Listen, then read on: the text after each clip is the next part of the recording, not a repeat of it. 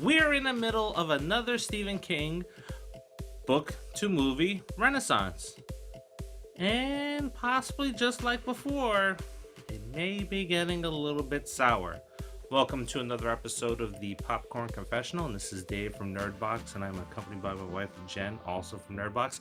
And on this episode, we are talking about Children of the Corn 2023. So fire up that Jiffy Pop and meet us in the booth.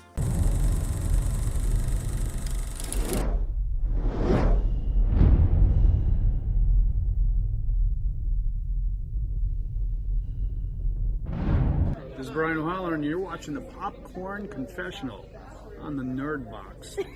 Sounds like a porn site.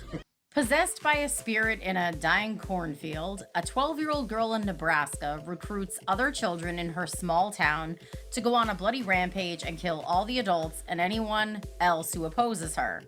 Soon, a bright high school student who won't go along with the plan becomes the town's only hope for survival.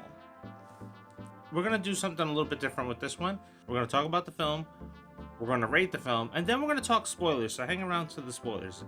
Because if you're seeing the reviews out there and after you watch our review and you're like, I kind of want to skip it, there's a couple interesting things we're going to talk about in the spoilers. Or maybe you saw it tonight like we did and suffered, and now you want to see what we have to say about spoilers. So Children of the Corn 2023, if you do not know, it's in the theaters for a limited run. Kind of just snuck up on us. Not really that much promotion or advertising about this movie. And last I checked, it has a big fat 0 on Rotten Tomatoes. I can see why. Why can you see why? I mean, to make it clear, I didn't want to see this movie, so I'm putting all the blame on him. The movie starts pretty decent. It's not like the original Children of the Corn where we kind of get thrown into things. It's telling you why and how we get to the point where we have Eden, who is taking the place of Isaac, becoming who she is. And the town is kind of just imploding on itself. People are fighting with each other. The corn's all bad, and they have to make some drastic decisions, which leads to the kids taking charge. It was over the top. The whole story, the people arguing with each other, beating their kids, it was just way over the top. It was unnecessary, didn't need the storyline, just jump right into it like the original did. They shouldn't have redone it. Now, the little girl that plays Eden, she was excellent. Katie Moyer, did a very good job. She kind of reminds me of Bailey Madison. Yeah, she did. She's about 12-ish, which is when we kind of discovered Bailey Madison, and she was incredible. And this girl honestly was incredible, and I think part of the problem is she was made for a different movie. Yeah. She was made for a better movie. She is the bright spot of the entire film. Yeah. The looks on her face, just like Bailey Madison that we've seen in Don't Be Afraid of the Dark or some of the Goosebump movies and stuff that she was in. Mm-hmm. She did excellent. In fact, she had like a 3-minute speech in the middle of the film that she killed. Yeah, she was excellent, and she was really creepy. She definitely she creeped me out. She's got acting ability, and I think that she was too much for this film, and no one else could kind of keep up with her, including the adults. Here's why I kind of disagree with you. I didn't find her that creepy, and I think this is something that's going to plague this movie and the franchise forever.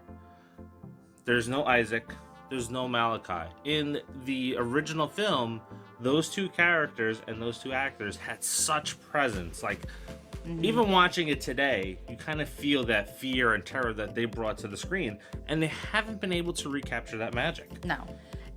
And no, you're right. I mean, this girl, I found her to be creepy, but she is no Malachi and she's no Isaac. She never will be. Yeah, that's all I got. Yeah, the Children of the Corn in the original movie, just seeing Malachi outside of that diner is truly terrifying, and yeah. you can't do it over. They try with their certain scenes, and then this movie, I thought it's like, oh, here it is, here's the big kill scene, and it's not. It's like, yeah, that was disappointing. So what do you rate this one? Nope. Yeah, I am going to go with a nope as well. Pet Sematary remake was a little bit better than this. This one just kind of started off somewhat okay, and then it kind of just slowly rolled to the cliff, and then it eventually fell off the cliff. They just, I don't know if they knew what they were doing with it.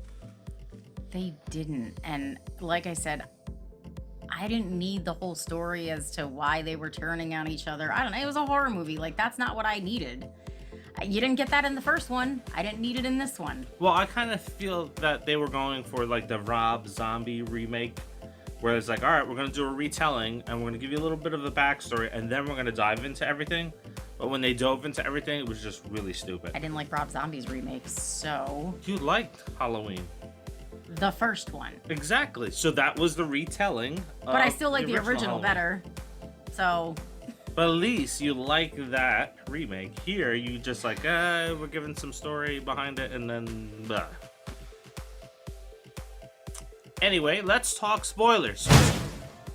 So you're going to be warned. Spoilers, spoilers, spoilers, right? Yeah, so leave. Yes. But if you want to hear about some of the crazy ass stuff that happened in this movie, then stick around. And if you saw it, let us know what you think of these next few things we're going to talk about.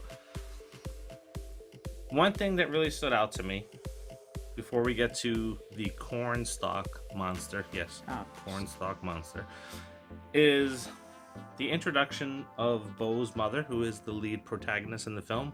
I thought there was going to be some big reveal. Yeah. Hid the mom's face when they first came across her. Then later on in the movie, when they kidnapped the dad, they still hide the mom's face. Well, they kidnapped the mom, too. Yes, but they hid her face. And I don't know why, because they eventually showed her face. And there was, for a brief second. There was, like, nothing. I mean, I don't know what the point was of that. Yeah, I was like, oh my god, maybe this is a reveal from somebody being in the original film. Yeah. And then it's like, wow, why? That just didn't make any sense.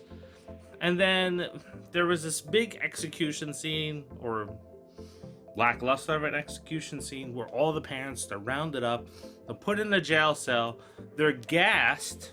Yeah. But somehow survived. Well, they're gassed, and then they wake up in this pit.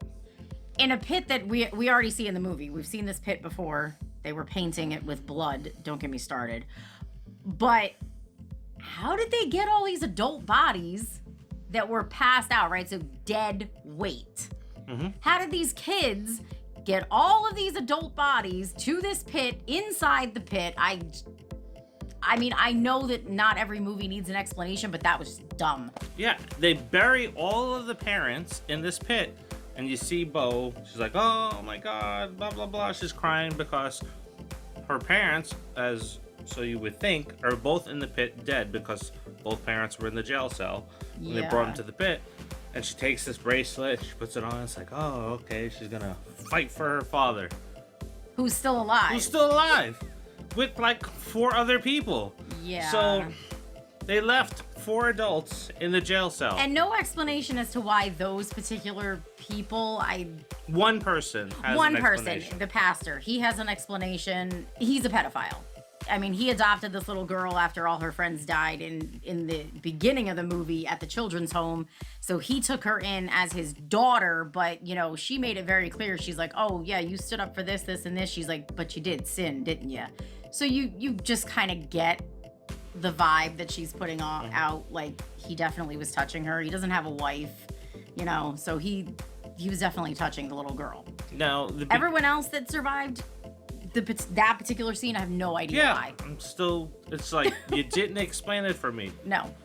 And you just kind of threw it out there. Like, I thought all of the adults were dead. And then all of a sudden it's like, oh, except for these 4 people, we're just going to keep them behind. Yeah. For what purpose? Yeah. You killed the pastor, made sense. Isolate him, kill him separately. But the other 3, no point. Because they just took him out of the prison and said, walk into the corner. Yeah, so they could feed him to the one who walks. But why not?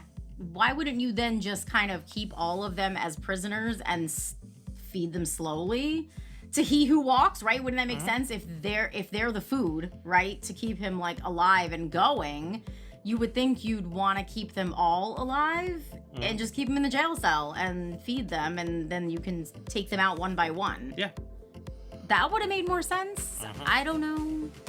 Just throwing it out there. Yeah, these kids kind of like bought the propaganda and the gaslighting in this film really easy. So it's like, oh, okay. Yeah.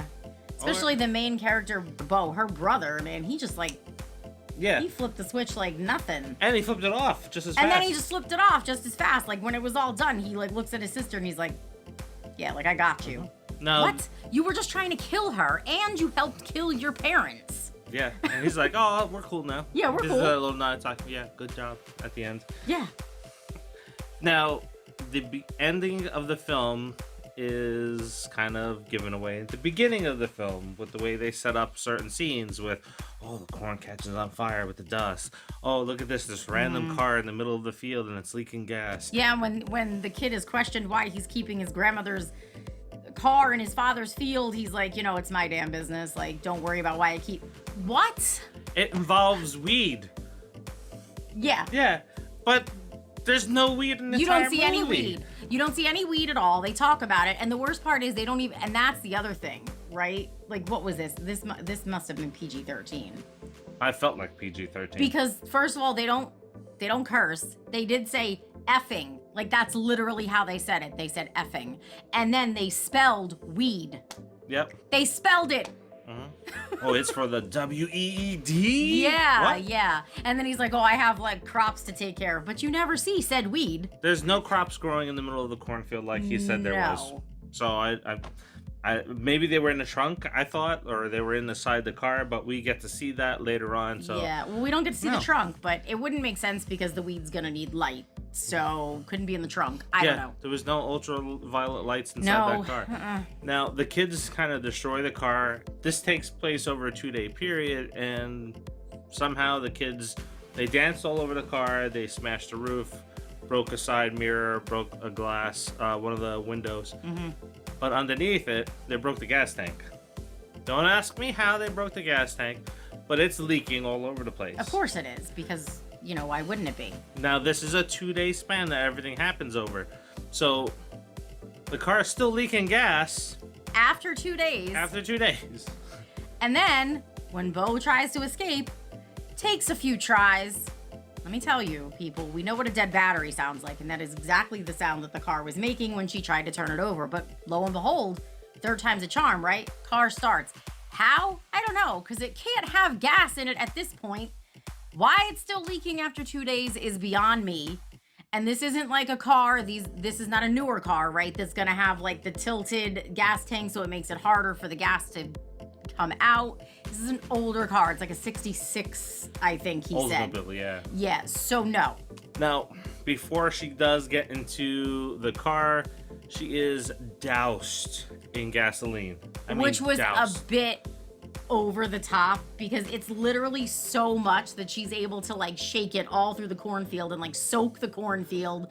She whipped her hair around and soaked the other kids with it. Like She come on. got up and literally it's like she had a cup of gasoline in her hand and she dumped it out as she stood up because there's just gasoline just pouring off of her. pouring. I mean, it's not just dripping, it's pouring And off then of as her. she's running, she's leaving a gasoline trail that's Yes. noticeable on the ground Yeah. into the cornfield, all the way down the cornfield to where this car is.